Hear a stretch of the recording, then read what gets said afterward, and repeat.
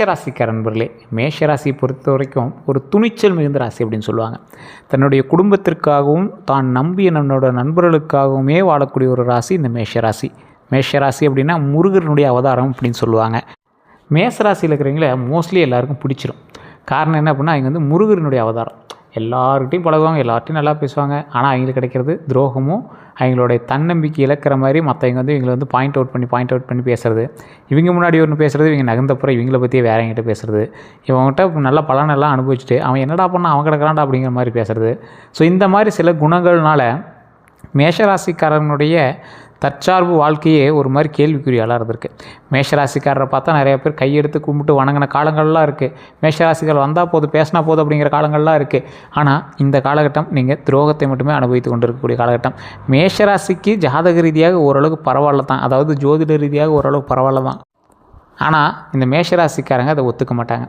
Sir அப்படின்னா நீங்கள் சொல்கிறது பொய், வீடியோவோட ஸ்டார்டிங்லேயே தெரிஞ்சிருச்சு, எல்லாருக்கும் நல்லா இருக்குது அப்படின்னா எப்படி? மேஷராசிக்காரர் எத்தனை பேர் கஷ்டப்பட்டுருக்கு தெரியுமா அப்படின்னா நிறைய பேர் சொல்லுவீங்க. இந்த ராசிக்காரங்க முதன்மையாக ஒரு விஷயத்தை தெரிஞ்சுக்கணும். இப்போ நீங்கள் பார்க்குறது ராசி பலன். மேஷராசிக்கு ராசிப்படி ஓரளவுக்கு பரவாயில்ல தான். சின்ன சின்ன விஷயங்களை தவிர மற்ற எல்லாமே ஓரளவுக்கு உங்களுக்கு பரவாயில்ல தான். இருந்தாலும் இந்த ராசியில் இருக்கிற ஒரு மனிதர் இருக்கார் அப்படின்னா அவருக்கான கஷ்ட காலங்கள் நடந்துகிட்ருக்கு. ஆனால் மேஷராசி நல்லா இருக்குது அப்படின்னா அதுக்கான காலகட்டம் அதுக்கு கணக்காக இருக்கலாம். அவங்களுடைய ஜாதகப்படி அவங்களுடைய தசாபுத்தி லக்கினம் அதற்கு காரணங்களாக இருக்கலாம். ஃபுல் அண்ட் ஃபுல் இந்த ராசி மட்டுமே உங்களுக்கு காரணம் அப்படின்னு சொல்ல முடியாது. அதையும் நான் ஓப்பனாக தெளிவாக சொல்கிறேன், கேட்டுக்கோங்க. இந்த ராசிக்காரர்களோட குணாதிசயம் என்ன தெரியுமா?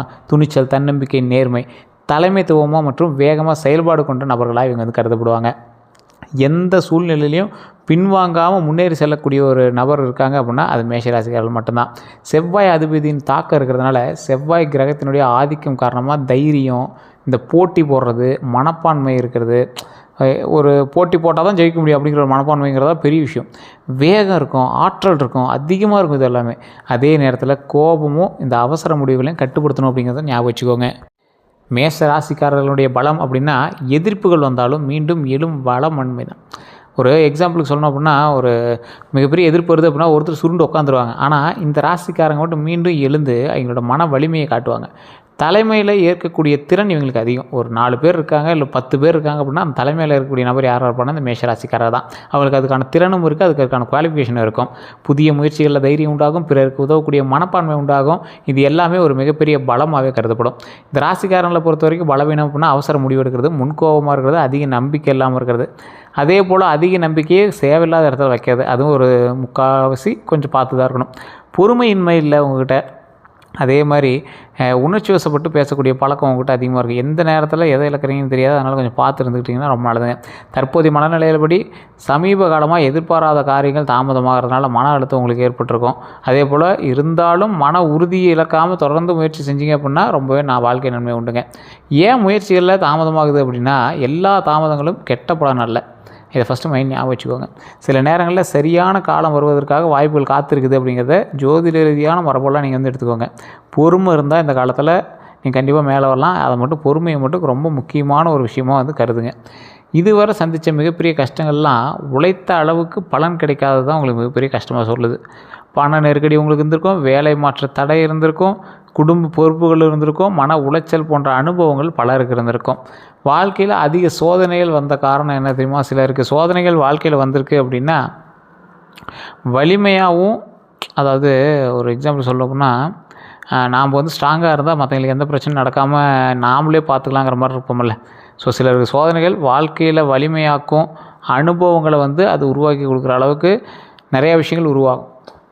சில சோதனைகளுக்கு அப்புறம் உருவாகக்கூடிய ஒரு விஷயம் நீங்கள் எங்கே போனீங்களாலும் கற்றுக்க முடியாது. அதான் அடிப்பட்டவனுக்கு வந்து எக்ஸ்பீரியன்ஸை விட வேறு என்ன மிகப்பெரிய பாடம் இருக்குன்னு சொல்லுவாங்கள்ல, அந்த மாதிரி பல சோதனைகளுக்கு அப்புறம் நீங்கள் அனுபவத்தை கற்றுக்குறீங்களா, அதுதான் மிகப்பெரிய ஒரு பலம் அப்படின்னு சொல்லுவாங்க. இந்த அனுபவங்கள் எதிர்கால வெற்றிக்கான அடித்தளமாக அமையும் அப்படிங்கிறத ஞாபகம் வச்சுக்கோங்க.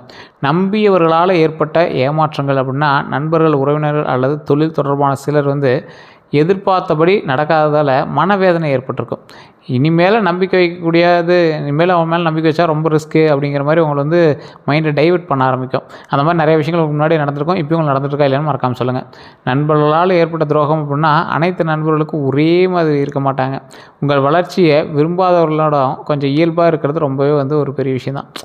ஆனால் நீங்கள் இயல்பாக இருக்கிறீங்க, அதெல்லாம் ஓகே தான், மன அமைதியாக இருக்கீங்க, அவ்வளோதான். ஆனால் தேவையில்லாமல் அவங்கள வந்து பக்கத்தில் வச்சுக்காதீங்க. ரொம்பலாம் என்கிட்ட எல்லாத்தையும் ஷேர் பண்ணிட்டு இருக்காதீங்க. அவங்களுக்கு உங்களுக்கு பிடிக்கலையா நீங்கள் விளைவிக்காங்க. உங்களுக்கு அவனை பிடிச்சாலும் சரி, பிடிக்கலனாலும் சரி, அதை மஸ்ட்டு மைண்ட் ஞாபகம் வச்சுக்கோங்க. உறவினர்களால் ஏற்பட்ட மனவேதனை அப்படின்னா குடும்பத்தில் கருத்து வேறுபாடுகள் அல்லது சொத்து, பணம் போன்ற விஷயங்களில் ஏற்பட்ட மனக்கசப்புகள் இருந்துச்சு அப்படின்னா இந்த மாதிரி ஒவ்வொரு பொறுமையோடு கையாளுவது ரொம்ப நல்லது அப்படிங்கிறது மைண்டில் ஞாபகம் வச்சுக்கோங்க. அது ரொம்ப முக்கியங்க. ரொம்ப நல்லா ஞாபகம் வச்சுக்கோங்க. அதே போல் பண விஷயத்தில் யாரை நம்பக்கூடாது அப்படின்னா எந்த நபரிடமும் பணம், முதலீடு அல்லது அரண்மனை அல்லது ஆவணங்கள் தொடர்பான கண்மூடித்தனமான நம்பிக்கையை தயவுசெய்து வச்சிடாதீங்க. அதே போல் சரிபார்த்து முடிவெடுப்பது பாதுகாப்பான அணுகுமுறை அப்படிங்கிறத மைண்டில் நல்லா ஞாபகம் வச்சுக்கோங்க. கையெழுத்து போடும் முன்னாடி கவனம் வேணும்.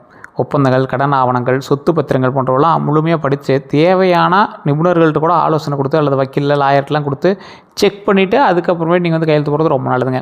கூட்டு தொழில் எச்சரிக்கையாருங்க. கூட்டு தொழில்களை பொறுத்த வரைக்கும் கூட்டாளிகளை தேர்வு செய்யும்போது அவர்களுடைய நம்பகத்தன்மை, அனுபவம் மற்றும் பொறுப்புணர்வை கவனமாக மதிப்பிட்டு அதுக்கு தகுந்த மாதிரி அவங்கக்கிட்ட தொழிலில் ஷேர்ஸோ, பார்ட்னர்ஸோ அது மாதிரி செய்வது ரொம்ப முக்கியம் அப்படிங்கிற ஞாபகம் வச்சுக்கோங்க. தேவையற்ற வாக்குவாதங்களை தவிர்க்க வேண்டும். அதை ரொம்ப எச்சரிக்கையாக இருங்க. வீட்டில் இருந்தாலும் சரி, இங்கே இருந்தாலும் சரி, கோபத்தில் பேசப்படும் ஒவ்வொரு வார்த்தையும் அதுக்கான பலன் இருக்கும். பல ஆண்டுகளாக இருந்த உறவுகளையும் பாதிக்கக்கூடிய சில விஷயங்கள் உங்களுக்கு நடக்கிறதுக்கான வாய்ப்புகள் உண்டு. அதனால் அமைதியாக கொஞ்சம் பேசுங்க. அமைதியாக பேசுகிற பழக்கத்தை பல பிரச்சனைகளை தீர்க்கும் அப்படிங்கிறத ஞாபகம் வச்சுக்கோங்க. கோபம் வாழ்க்கையை எப்படி பாதிக்குது அப்படின்னா கோபம் தவறான முடிவுகளை எடுக்க செய்யுங்க. குறிப்பாக தொழில், குடும்பம் மற்றும் நட்பு உறவுகளில் பொறுமையுடன் நடப்பது அதிக நன்மை தரும் அப்படிங்கிறத ஞாபகம் வச்சுக்கோங்க. இதுதான் உங்களுக்கு மெயினான ஒரு விஷயம். ஒரு விஷயம் ஷார்ப்பாக சொல்லணும் அப்படின்னா தேவையற்ற வாக்குவாதங்களை தவிர்க்க வேண்டிய ஒரு காலகட்டத்தில் நீங்கள் இருக்கீங்க. நீங்கள் நார்மலாக வண்டியில் போயிட்டுருக்கீங்க, ஒருத்தவங்ககிட்ட வந்து சண்டைக்கு வருவான், அது பெரிய பிரச்சனையாகவும் உங்களை மாட்டி விட்டு நீங்கள் தான் காரணம் அப்படின்ட்டு போயிடுவாங்க. நீங்கள் பெரிய வண்டியில் போயிருப்பீங்க, சின்ன வண்டியில் போயிருப்பான். அந்த மாதிரி நேரத்தில் அமைதியாக பேசுங்க. எந்த நேரத்துலையும் அதீத கோபம் வேண்டாம் அப்படிங்கிறத ஞாபகம் வச்சுக்கோங்க. கோபம் வாழ்க்கை எப்படி பாதிக்குது அப்படின்னு உங்களுடைய வாழ்க்கையை பார்த்து தெரிஞ்சுக்குவாங்க பாதி பேர். அதனால் கொஞ்சம் பார்த்துருங்க. கோபம் தவறான முடிவுகளை எடுக்க செய்யும் அப்படிங்கிறத ஞாபகம் வச்சுக்கோங்க. குறிப்பாக தொழில், குடும்பம் மற்றும் நட்பு உறவுகளில் பொறுமையோடு நடக்கிறது ரொம்ப நன்மையை தரும் அப்படிங்கிற ஞாபகம் வச்சுக்கோங்க. மறைமுக எதிரிகளை எப்படி அறியலாம் அப்படிங்கிறத ஃபஸ்ட்டு தெரிஞ்சுக்கிட்டு அதுக்கு தகுந்த மாதிரி நீங்கள் கொஞ்சம் செயல்படுங்க. உங்கள் வெற்றியை கண்டு மகிழாதவங்க, தேவையில்லாமல் எதிர்மறை கருத்துக்களை பரப்புறவங்ககிட்ட அல்லது உங்களை தாழ்வாக காட்ட முயற்சிக்கிறவங்ககிட்ட விழிப்போடு இருக்கிறது ரொம்ப நல்லது. யாருக்கிட்ட ரகசியங்களை பகிரக்கூடாது அப்படின்னா தனிப்பட்ட திட்டங்கள், பண விஷயம் மற்றும் குடும்ப ரகசியங்கள்லாம் எல்லாத்துக்கிட்டையும் பகிராமல் நம்பகத்தன்மையாக இருக்கிறவங்க மட்டும் பேசுங்க. ரொம்ப நீங்கள் எல்லாத்துக்கும் சொல்லணுங்கிறதுலாம் அவசியமே இல்லை. ஸோ தேவையானவங்கிட்ட மட்டும் பேசுகிறது ரொம்ப நல்லது. அதே போல் பொறாமை கொண்டவர்களை எப்படி அடையாளம் காணலாம் அப்படின்னா உங்கள் வெற்றியை பாராட்டாமல் குறை கூறுவாங்க. எப்போ கூப்பிட்டு பேசினாலும் அல்லது உங்கள் முன்னேற்றத்தை பற்றி மகிழ்ச்சி அடைகிறாங்களா இல்லையாங்கிறது செக் பண்ணுங்கள் ஃபஸ்ட்டு. யார்கிட்ட சொன்னாலும் உங்கள் முன்னேற்றம் மற்றவங்களுக்கு தெரியணுங்கிறதுக்கோசரம் முன்னேறக்கூடாதுங்க. உங்களோட முன்னேற்றம் வளர்ந்ததுக்கப்புறம் தெரிஞ்சால் போதும். ஸோ வளரும் போதே நீங்கள் சொல்லணும் அப்படிங்கிற அவசியம் கிடையாது. அடுத்த 12 நாட்களை பொறுத்த வரைக்கும் சில தாமதமான வேலைகளில் முன்னேற்றம் இருக்கும். ஸோ கொஞ்சம் கொஞ்சமாக அப்படியே ஸ்டெப்பாக முன்னேற இருக்கும். தொழிலில் புதிய தகவல் கிடைக்கலாம். குடும்பத்தில் இருந்த மனக்கசப்புகள் குறையலாம். பண வரவு படிப்படியாக மேம்படலாம். அதே நேரத்தில் அவசர முடிவுகள், தேவையற்ற செலவுகள் மற்றும் கோபத்தை கட்டுப்படுத்தினா இந்த காலத்தை சிறப்பான காலமாக நீங்கள் வந்து ரெடி பண்ணலாம். இதில் முதல் 3 நாட்கள் நீங்கள் கவனிக்க வேண்டியது என்ன அப்படின்னா தொழில், பணம், குடும்பம் தொடர்பான விஷயங்களில் நிதானமாக செயல்பட்டால் தேவையற்ற பிரச்சனைகளை தவிர்க்கலாம் அப்படிங்கிறது ஞாபகம் வச்சுக்கோங்க. உடல் நலத்தில் சிறிது கவனமாக இருக்கணும். அடுத்ததில் நீண்ட நாட்களாக எதிர்பார்த்திருந்த ஒரு நல்ல தகவல் கிடைக்க வாய்ப்பு இருக்குங்க. வேலை, தொழில், வருமானம் அல்லது குடும்பம் தொடர்பான சாதகமான மாற்றங்கள் தொடங்கலாம். மனதில் புதிய நம்பிக்கை உருவாகுங்க. அதே போல் ஒரு புதிய நபர்களினுடைய அறிமுகம் கிடைக்கும். தொழிலில் விரிவாக்கம் உண்டாகும். வேலை வாய்ப்பு அல்லது வருமானத்தை அதிகரிக்கக்கூடிய சந்தர்ப்பங்கள் உருவாகலாம். சரியான வாய்ப்பை அடையாளம் கண்டு பயன்படுத்துவது ரொம்ப முக்கியம் அப்படிங்கிறத ஞாபகம் வச்சுக்கோங்க. இந்த 10 to 12வது நாள் இருக்குது பார்த்திங்களா, அதில் அவசரமாக இல்லாமல் கொஞ்சம் யோசித்து எடுக்கக்கூடிய முடிவுகள் நீண்ட கால நன்மையை தரும் அப்படிங்கிறது ஞாபகம் வச்சுக்கோங்க. பெரிய முதலீடு அல்லது தொழில் முடிவுகளை அனுபவம் உள்ளவங்ககிட்ட கொஞ்சம் ஆலோசித்து எடுக்கிறது ரொம்ப நல்லது. யார்கிட்ட கேட்குறது அப்படின்லாம் பார்க்காதீங்க. கொஞ்சம் யோசித்து செயல்படுத்துறது ரொம்ப நல்லதுங்க. தொழிலில் வளர்ச்சி ஏற்படுறதுக்கான ஒரு காலகட்டம். சமீப காலமாக இருந்த மந்த நிலையெல்லாம் படிப்படியாக குறையும். உழைப்பிற்கு மதிப்பு கிடைக்கக்கூடிய தொடங்கும். புதிய பொறுப்புகள் மற்றும் முன்னேற்றத்துக்கான வாய்ப்புகள் வந்து உருவாக்கக்கூடிய ஒரு காலகட்டமாக அமையும். அதே போல் வேலை மாற்றம் கிடைக்குமா அப்படின்னு கேட்டிங்கன்னா இந்த காலகட்டம் ஒரு அற்புதமான காலகட்டங்க. வேலை தேடுறவங்களுக்கு நல்ல செய்திகள் கிடைக்கிறதுக்கான வாய்ப்பு இருக்குது. ஏற்கனவே வேலை செஞ்சவங்களுக்கு புதிய நிறுவனங்கள்லேருந்து அழைப்புகள் பெறலாம். அவசரமான முடிவு எடுக்காமல் அனைத்து அம்சங்களையும் ஆராயுங்க. ஸோ எதுக்கும் துணிஞ்சு செயல்படுறத விட கொஞ்சம் யோசித்து செயல்படுறது ரொம்ப நல்லதுங்கிறது ஞாபகம் வச்சுக்கோங்க. பதவி உயர்வுக்கான வாய்ப்புகள் இருக்குது. இருந்தாலும் கூடுதல் பொறுப்புகள் கிடைக்கும். பதவி உயர்வு அல்லது கூடுதல் பொறுப்பு 2ல் ஏதோ ஒன்று கிடைக்கிறதுக்கான வாய்ப்புகள் உண்டு. மேல் அதிகாரிகிட்ட கவனிக்க தொடங்கக்கூடிய ஒரு காலகட்டம். நீங்களும் கவனிக்க ஆரம்பிப்பீங்க, அவங்க உங்களை நோட் பண்ண ஆரம்பிப்பாங்க. பொறுப்புடன் செயல்பட்டால் பதவி உயர்வு உண்டு. ஸோ அதனால் நீங்கள் பயப்பட தேவையில்ல. சம்பள உயர்வுக்கு சாத்தியமான ஒரு காலகட்டங்க. வருமான உயர்வு குறித்து பேசுவாங்க. சாதகமாக உங்களுக்கு சாதகமாக அமையும். நீங்கள் எதிர்பார்த்த அளவு கிடைக்குதா எனக்கு தெரியாது. ஒரு 90% ரீச் பண்ணிடுவீங்க. உங்கள் திறமையை வெளிப்படுத்தக்கூடிய ஒரு காலமாக இந்த காலம் பயன்படுங்க. புதிய தொழில் தொடங்குறதுக்கான ஒரு காலம். சரியான திட்டமிடலும் முதலீடும் கணக்கிட்டு அதோட அனுபவம் உள்ளவங்ககிட்ட ஆலோசனையோடு தொடங்குனீங்க அப்படின்னா நல்ல முன்னேற்றம் கிடைக்குங்க. முழு ஆய்வு இல்லாமல் பெரிய முதலீடு செய்வதை தவிருங்க. அதே போல் வியாபாரத்தில் லாபம் எப்படி இருக்க போகுது அப்படின்னா, மெதுவாக இருந்த வியாபாரம் மீண்டும் வளர்ச்சி பாதைக்கு திரும்பக்கூடிய வாய்ப்பு உண்டாகுது. பழைய வாடிக்கையாளர்கள் மீண்டும் வரலாம்.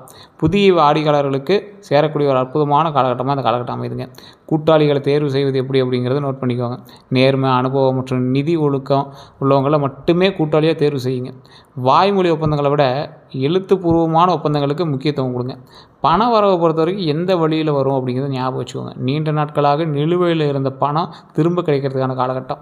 தொழில், சம்பளம், கமிஷன் இந்த மாதிரி நல்ல ஒரு கூடுதல் வருமானம் மூலமாக நிதிகள் மேம்படுறதுக்கான வாய்ப்புகள் 100% உண்டு. அதை நீங்கள் எப்படி பயன்படுத்துவீங்கிறத பொறுத்து நீங்கள் தான் பார்த்துக்கணும். எதிர்பாராத பணவரவு உண்டா அப்படின்னு கேட்டிங்கன்னா, சிலருக்கு பழைய முதலீடுகள், நிலுவைத் தொகை அல்லது எதிர்பாராத வருமான வாய்ப்புகள்லாம் கிடைக்குங்க. அந்த பணத்தை திட்டமிட்டு பயன்படுத்துறது ரொம்ப நல்லது. அதை மட்டும் ஞாபகம் வச்சுக்கோங்க. கடன் சுமை குறையுமா அப்படின்னு கேட்டிங்கன்னா, வருமானம் அதிகரிப்பதோட மூலமாக கடனை அடைக்கக்கூடிய வாய்ப்புகள் உண்டாகுது. வருமானம் கொஞ்சம் அதிகமாகுது, அதனால் கடனை அடைக்கிறதுக்கான வாய்ப்புகள் உண்டாகுது. முழு கடன் அடைப்பீங்களான்னு கேட்டால் ஸ்டெப்பாக அடைக்கிறதுக்கான வாய்ப்புகள் உண்டு. தேவையற்ற புதிய கடன்களை தவிர்ப்பது ரொம்ப நல்லது. நிதி ஒழுக்கத்தை கடைபிடிப்பது ரொம்ப அவசியம். ஞாபகம் வச்சுக்கோங்க. சேமிப்பு அதிகரிக்குமான்னு கேட்டிங்கன்னா, சிறிய அளவிலான சேமிப்புகள் தொடர்ந்து செய்தால் எதிர்காலத்தில் கொஞ்சம் பெரிய நன்மைகள் கிடைக்கிறதுக்கான வாய்ப்புகள் இருக்குது. வருமானம் அதிகரிக்கக்கூடிய ஒரு காலகட்டம் தான். சேமிப்பு முக்கியத்துவம் கொடுங்க. அதே மாதிரி முதலீடு செய்ய நல்ல நேரமானு கேட்டால், அனைத்து முதலீடுகளையும் நிதானமாக ஆய்வு செய்கிறது ரொம்ப நல்லதுங்க. கொஞ்சம் நிதானமாக பொறுமையாக முதலீடுகளை இது பண்ணுங்கள். தவறுதலாக எந்த ஒரு விஷயத்தையும் செஞ்சு மாட்டிக்காதீங்க. உடனடியாக பண முதலீடு செய்யாமல் கவனமாக இருங்க. பங்குச்சந்தை அல்லது முதலீட்டில் கவனமாக இருங்க. அனுபவம் இல்லாமல் அதிக ஆபத்துள்ள முதலீடுகளில் ஈடுபட வேண்டாம். நீண்ட கால முதலீடு திட்டங்களை சிலருக்கு ஏற்றதாக இருக்கிறதுக்கான வாய்ப்புகள் இருக்குது. இருந்தாலும் செக் பண்ணிட்டு கொஞ்சம் போடுறது ரொம்ப நல்லதுங்க. திருமணத்தடை நீங்குமான்னு கேட்குறவங்களுக்கு, நீண்ட நாட்களாக இருந்த திருமணத்தடை கொஞ்சம் கொஞ்சமாக அப்படியே நல்ல நல்ல பேச்சுவார்த்தைகள் மூலமாக தொடங்கும். அதெல்லாம் அந்த தடையெல்லாம் நீங்கி அந்த நல்ல காரியங்கள் தொடங்கும். குடும்பத்தினரோட ஆதரவு கொஞ்சம் அதிகரிக்கும். ஸ்டெப் எடுக்காதவங்களாம் ஸ்டெப் எடுக்க ஆரம்பிப்பான். திருமணமானவர்களுடைய குடும்ப நிலைன்னு பார்த்திங்கன்னா, கணவன் மனைவியிடையே இருந்த சிறிய கருத்து வேறுபாடுகள் குறையுங்க. புரிதல் அதிகரிக்கும் காலமாக இருக்குது. விட்டு கொடுத்து நடந்தால் குடும்பத்தில் அமைதி நிலவும். கணவன் மனைவி உறவை பொறுத்த வரைக்கும் ஒருவர் மதித்து பேசுவது ரொம்ப நல்லது. கோபத்தை குறைப்பது மற்றும் குடும்பத்துக்கு நேரம் ஒதுக்குவது ரொம்ப நல்லதுங்க. உறவை வலுப்படுத்தும். அதே போல் அன்பு, நம்பிக்கையும் அதிகரித்தா குடும்ப வாழ்க்கை மறுபடியும் மென்மேலும் வளர்ந்து வரும். அதை மட்டும் மைண்டில் ஞாபகம் வச்சுக்கோங்க. ஏதோ ஒரு முக்கியமான ஒரு விஷயமாகவே உங்களுக்கு சொல்லப்படுதுங்க. இன்னொன்று, இந்த காலகட்டத்தில் இந்த ராசிக்காரங்க ரொம்ப தெளிவாக தெரிஞ்சிக்க வேண்டிய ஒரு விஷயத்தையும் நான் சொல்கிறேன், கேட்டுக்கோங்க. காதல் வெற்றி பெறுமான்னு நிறைய பேர் கேட்குறீங்க. ஸோ இந்த மாதிரி விஷயங்கள்லாம் கீழே ஒரு நம்பர் கொடுத்துருக்கேன், பிரபல ஜோதிடருடைய நம்பர். நீங்கள் ஃபஸ்ட்டு ட்ரை பண்ணுங்கள், ஃபோன் பண்ணி பாருங்கள். சார் இந்த மாதிரி ஒரு விஷயம் இருக்குது, இது செட் ஆகுமா? உங்கள் ராசி நேரம் பிறந்த ஒரு பிறந்த தேதி சொன்னீங்க அப்படின்னா A to Z கம்ப்ளீட்டாக சொல்லிடுவாங்க. என்னென்ன இஷ்யூ இருக்கோ அத்தனையும் சொல்லிடுவாங்க. அதன் மூலமாக நீங்கள் உங்கள் லைஃப்பில் என்ன நடக்குது அப்படிங்கிறது கரெக்டாக தெரிஞ்சுக்கலாம்.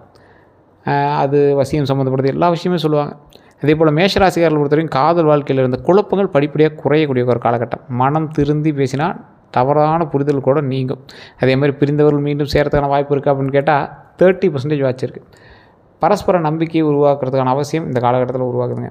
குழந்தை பாக்கியத்தை பொறுத்த வரைக்கும் குழந்தை பாக்கியத்திற்கு காத்திருந்தவங்களுக்கு நம்பிக்கை தரக்கூடிய ஒரு காலகட்டமாக அமைதுங்க. மருத்துவ ஆலோசனையோடு இணைந்து மன நிம்மதியோடு இறை அன்போடையும் இறை நம்பிக்கையோடு இருந்தீங்க அப்படின்னா இந்த காலகட்டம் கண்டிப்பாக குழந்தைக்கு வாய்ப்பு இருக்குது. குழந்தைகளால் மகிழ்ச்சி உண்டாக போகுது. குடும்பத்தில் சுபகாரியம் நடக்கிறதுக்கான வாய்ப்புகள் இருக்குது. வீடு வாங்கக்கூடிய யோகம் உண்டாகுது. நிலம் வாங்கக்கூடிய நல்ல காலமாக மாறுது. சொத்து வாங்கிறதுக்கான ஒரு அடித்தளம் நீங்கள் போடுவீங்க, முடிவும் வரும். அதே மாதிரி புதிய வண்டி வாகனம் வாங்கக்கூடிய யோகங்கள்லாம் வருது. வாகன விபத்து எச்சரிக்கையாக கொஞ்சம் இருக்கிறதுக்கு தேவைப்படக்கூடிய நேரமாக இருக்குது. அதே போல் வாகன விபத்து அந்த மாதிரி விஷயங்கள்லாம் பெருசாக இல்லைனாலும் சின்ன சின்ன இது இருக்கும். அதை கொஞ்சம் பார்த்து இருந்துட்டீங்க அப்படின்னா போதுமானது. வண்டி வாகனத்தில் ரொம்ப கவனமாக இருக்கணும். அதிக வேகம், தூக்கமின்மை, நிலை இல்லாமல் வாகனம் ஓட்டுறது, செல்ஃபோன் பயன்படுத்துவது போன்றவற்றெல்லாம் தவிர்க்கணும். போக்குவரத்து விதிகளை பின்பற்றுவது மிக முக்கியம் அப்படிங்கிறது ஞாபகம் வச்சுக்கோங்க. வெளிநாட்டு வாய்ப்புகள் இருக்குது அப்படின்னு கேட்டால் சிலருக்கு வெளிநாட்டு வாய்ப்பு இருக்குது. அதேபோல் பயணமாவது போயிட்டு வருவீங்க. வெளிநாட்டு வேலை கிடைக்குமான்னு கேட்டால் திறமை மற்றும் அனுபவத்துக்கு ஏற்ற நல்ல வேலை கிடைக்கும். ஆனால் அது வெளிநாடு அப்படிங்கிறது உங்களுடைய தசாபுத்தியை பொறுத்து செக் பண்ணுறதுக்கான இதுதான் இருக்குது. கல்வியில் முன்னேற்றம் கிடைக்குதான்னு பார்த்தா மாணவர்களுக்கு கவனச்சிதறலை குறைத்து திட்டமிட்டு படித்தால் நல்ல மதிப்பெண்கள் பெறக்கூடிய வாய்ப்புகள் அதிகரிக்கும் அப்படிங்கிறது முக்கியமாக சொல்லப்படுது. போட்டித் தேர்வுகளில் வெற்றி இருக்கா அப்படின்னு கேட்டால் தொடர்ச்சியான முயற்சி மற்றும் ஒழுக்கமான பயிற்சி இருந்துச்சு அப்படின்னா வெற்றிகள் கண்டிப்பாக உண்டு. ஆனால் அதுக்கான காலகட்டம் கொஞ்சம் எடுக்கும் அப்படிங்கிறது சொல்லப்படுது. மாணவர்களுக்கு அதிர்ஷ்டமான காலம் தான். ஆசிரியர் வழிகாட்டுதல்படி முன்னேற்றத்தோடு நீங்கள் நடந்தீங்க அப்படின்னா கண்டிப்பாக வாழ்க்கையில் முன்னேற்றமான வாய்ப்புகள் உண்டு. உடல் நலத்தில் கவனிக்க வேண்டியதுன்னு பார்த்தீங்கன்னா தலைவலி, ரத்த அழுத்தம், பிபிலாம் செக் பண்ணிக்கோங்க. உடல் சோர்வு செக் பண்ணிக்கோங்க. செரிமான கோளாறுகளை செக் பண்ணிக்கோங்க. கொஞ்சம் கவனமாக இருங்க. உடல் நலத்தை பொறுத்த வரைக்கும் மருத்துவர் அணுகி அதுக்கு தகுந்த மாதிரி நீங்கள் வந்து செட் பண்ணிக்கோங்க. அதேமாதிரி மன அழுத்தத்தை குறைப்பது எப்படி அப்படிங்கிறத நல்ல உடல் பயிற்சியோ இல்லை தூக்கமோ நல்ல தியானமோ இறை நம்பிக்கை வழிபாடோ ஏதாவது பண்ணிங்க அப்படின்னா ஓரளவுக்கு பரவாயில்லையா இருக்கும். தூக்கமின்மை பிரச்சனைக்கு தீர்வு அப்படின்னா இரவு நேரத்தில் அதிக சிந்தனையை தவிர்த்து ஒழுக்கமாக கொஞ்சம் நல்லா தூங்கி எந்திரிச்சிங்க அப்படின்னா தூக்க பழக்கத்தை கடைப்பிடிச்சிங்க அப்படின்னா ரொம்ப நல்லது. உடல்நல பிரச்சனை நீடிச்சு அப்படின்னா மருத்துவ ஆலோசனை பெறுவது ரொம்ப நல்லதுங்க. கந்திஷ்டி தாக்கம் இருக்குது அப்படின்னு கேட்டிங்கன்னா உங்களுக்கு இருக்குது அப்படிங்கிற பட்சத்தில் சின்ன சின்ன தடைகளோ இல்லை இந்த செய்வனை இந்த மாதிரி பிரச்சனைகளோ உங்களுக்கு இருக்குது, எதிர்மறை சக்திகள்லாம் உங்களுக்கு எதாவது இருக்கா அப்படின்னு பார்த்தீங்கன்னா கடவுள் குலதெய்வ வழிபாடு இதுதான் உங்களுக்கு மிகப்பெரிய ஒரு ப்ளஸ் பாயிண்ட்டு. அதன் மூலமாக நீங்கள் வந்து பல நன்மைகள் அடையலாம். அதே போல் குலதெய்வ கோயிலுக்கு போயிட்டு வராதிங்கன்னா இந்த காலகட்டத்தில் போயிட்டு வாங்க. குலதெய்வத்தை தான் வணங்குனீங்கன்னா மட்டும்தான் நீங்கள் வந்து தப்பிக்க முடியும் இந்த ராசிக்காரை பொறுத்த வரைக்கும். அதனால் அந்த விஷயத்தில் ரொம்ப எச்சரிக்கையாக இருங்க. எதிர்மறை சக்திகளை பற்றி நிறைய வந்து பயந்துட்டுருப்பீங்க. அவங்களாம் வந்து கண்டிப்பாக இறை நம்பிக்கையோடு இருந்தீங்க அப்படின்னா எதிர்மறை சக்திகள் அதிகமாக பயன்படாது. எதிர்மறை சக்திகள் உங்களை எந்த விதத்துலையும் தாக்காது அப்படிங்கிறத ஞாபகம் வச்சுக்கோங்க. வீட்டில் நேர்மறை ஆற்றல் அதிகரிப்பது இருக்குதா அப்படின்னு கேட்டு வீட்டை அடிக்கடி சுத்தம் பண்ணி வைங்க. தினமும் விளக்கேற்றுவது ரொம்ப நல்லது. குடும்பத்தினர் ஒற்றுமையாக இருப்பது போன்ற மன நிம்மதியை வந்து நல்ல சூழ்நிலையும் உருவாக்கி கொடுக்கும் அப்படின்னு நம்புங்க. தினமும் சொல்ல வேண்டிய மந்திரம் அப்படின்னு பார்த்தீங்கன்னா மேஷராசிகள் தினமும் முருகபெருமான், சிவபெருமான் அல்லது ஆஞ்சநேயனுடைய நாமங்களை பக்தியோடு ஜபிப்பது மன அமைதி அளிக்கும். பாரம்பரிய நம்பிக்கையின்படி அது உண்மை அப்படின்னு சொல்லப்படுதுங்க. வழிபட வேண்டிய தெய்வங்கள் பார்த்தீங்கன்னா செவ்வாய்க்கிழமை ஆதிக்கம் கொண்ட ராசி அப்படிங்கிறனால செவ்வாயினுடைய ஆதிக்கம் கொண்ட ராசிங்கிறனால முருகபெருமான், சிவபெருமான், ஆஞ்சநேயர் தான். ஸோ அதை நீங்கள் வழிபட்டிங்க அப்படின்னா ரொம்ப நல்லதுங்க. குலதெய்வ வழிபாட்டின்படி முக்கியத்துவம் என்ன அப்படின்னு பார்த்தீங்கன்னா குலதெய்வ வழிபாடு குடும்ப ஒற்றுமை, மன நிம்மதி மற்றும் ஆன்மீக நிறைய வந்து அது அளிக்கும் அப்படிங்கிற ஞாபகம் வச்சுக்கோங்க. செவ்வாய்க்கிழமை விரதம் இருக்கிறது ரொம்ப நல்லது. தரிசிக்க வேண்டிய கோயில்கள் பார்த்தீங்கன்னா முருக திருத்தலங்களை தரிசிக்கிறது, சிவன் கோயில் தரிசிக்கிறது, ஆஞ்சநேயர் வழிபாடு. அதிர்ஷ்டமான கோயில் பார்த்திங்கன்னா ஒவ்வொருவருக்கும் அவரவர் குலதெய்வம் தான் அதிர்ஷ்டம். அது இல்லாமல் உங்களுக்கு முருகபெருமான் வந்து ஒரு ஆப்டான கடவுளாக இருந்தால் நீங்கள் வணங்கலாம், ரொம்ப நல்லது. அதிர்ஷ்டமான தெய்வ அருள் அப்படின்னு பார்த்திங்கன்னா முருகபெருமான் அருள், சிவபெருமான் அருள், குலதெய்வத்தினுடைய அருள் அவங்களுக்கு ரொம்ப மேட்ச் ஆகும். அதிர்ஷ்டமான நிறம் சிவப்பு, இளஞ்சிவப்பு, செங்காவி அப்படின்னு சொல்லுவாங்க, அது உங்களுக்கு கரெக்டாக இருக்கும். அதிர்ஷ்டமான ஆடை அப்படின்னு பார்த்திங்கன்னா அந்த கலரில் சிவப்பு ஆடையெல்லாம் அணிஞ்சிங்க, இல்லை வெள்ளை நிற ஆடைகள் இல்லை மஞ்சள் நிற ஆடைகள்லாம் ரொம்ப உங்களுக்கு நல்லதுங்க. அதிர்ஷ்டமான ரத்தினம் அப்படின்னு பார்த்தீங்கன்னா மரபுகளின்படி மேஷராசிகளுக்கு சிவப்பு பாலம் ரொம்ப நல்லது. ஆனால் ரத்தினங்கள் அணிவதற்கு முன்னாடி ஜோதிட ரீதியாகவும் ஆலோசனை பெறுவது ரொம்ப நல்லதுங்க. அதிர்ஷ்டமான எண் அப்படின்னு பார்த்தீங்கன்னா 9, 18 போன்ற எண்கள் வந்து ரொம்ப உங்களுக்கு மரபுப்படி நல்லாயிருக்கும். அதிர்ஷ்டமான நாள் செவ்வாய்க்கிழமை தான், மற்றபடி ஒன்றும் பெரிய இதெல்லாம் கிடையாது. அதிர்ஷ்டமான நேரம் பார்த்தீங்கன்னா காலை நேரத்தில் மன அமைதியோடு முக்கியமாக பணிகளை தொடங்குனீங்க அப்படின்னா ரொம்ப நேரமாக இருக்குங்க, நல்லதாக இருக்கும். அதிர்ஷ்டமான திசை அப்படின்னா கிழக்கு மற்றும் தெற்கு திசையில் சில பாரம்பரிய ஜோதிட கருத்துக்களின்படி இந்த ரெண்டின் மூலமாக அதிர்ஷ்டம் உங்களுக்கு உண்டாகுதுங்க. அதிர்ஷ்டமான மலர் செம்பருத்தி, அரளி போன்றவெல்லாம் அதிர்ஷ்டமான மலருங்க. அதிர்ஷ்டமான மரம் அரச மரம், வில்வ மரம் ரொம்ப உங்களுக்கு அதிர்ஷ்டம். அதிர்ஷ்டமான உணவு சத்தான வீட்டில் சமைத்த உணவு தான் உங்களுக்கு என்னைக்கா இருந்தாலும் நல்லதுங்க. இந்த மாதத்தில் தவிர்க்க வேண்டிய சில விஷயங்கள் அப்படின்னா அவசர முடிவுகளை தவிர்த்துக்கோங்க, தேவையற்ற கோபத்தை தவிர்த்துக்கோங்க, அதிக செலவுகளை தவிர்த்துக்கோங்க, பிறரை எளிதில் நம்புவதை தவிர்த்துக்கோங்க, சட்ட ஆவணங்களை படிக்காமல் கையெழுத்திடுவதை தவிர்த்துக்கோங்க. குடும்பத்துக்கு தேவையான தேவையற்ற வாக்குவாதங்கள் செய்வதெல்லாம் தவிர்த்துக்கிறது ரொம்ப நல்லது. இந்த மாதம் அமைதியாகவும் முன்னேற்றத்துக்காகவும் அமையக்கூடிய மாதமாக அமையும். வேறு ஏதாவது கருத்துக்கள் இருந்தால் மறக்காம கமெண்ட் செக்ஷனில் பதிவிடுங்க. நல்ல காலம் தான். உங்களோட ஜாதகத்தை செக் பண்ணால் தான் மீதி எல்லாமே சொல்ல முடியும். கீழே நம்பருக்கு உங்களுக்கு வேணும்னா ஃபோன் பண்ணி நீங்கள் வந்து பேசி தெரிஞ்சிக்கலாம். வேறு ஏதாவது கருத்துக்கள் இருந்தால் மறக்காம கமெண்ட் செக்ஷனில் பதிவிடுங்க. நம்ம சேனல் ஏதாவது சப்ஸ்கிரைப் பண்ணாலும் சப்ஸ்கிரைப் பண்ணிக்கோங்க, பக்கத்தில் பெல் பண்ணி மறக்காம ப்ரெஸ் பண்ணிக்கோங்க, ஆல் பண்ணி கிளிக் பண்ணிக்கோங்க. ஃபேஸ்புக் பார்த்தீங்கன்னா ஃபாலோ பண்ணிக்கோங்க. எல்லோருக்கும் நன்றி நண்பர்களே.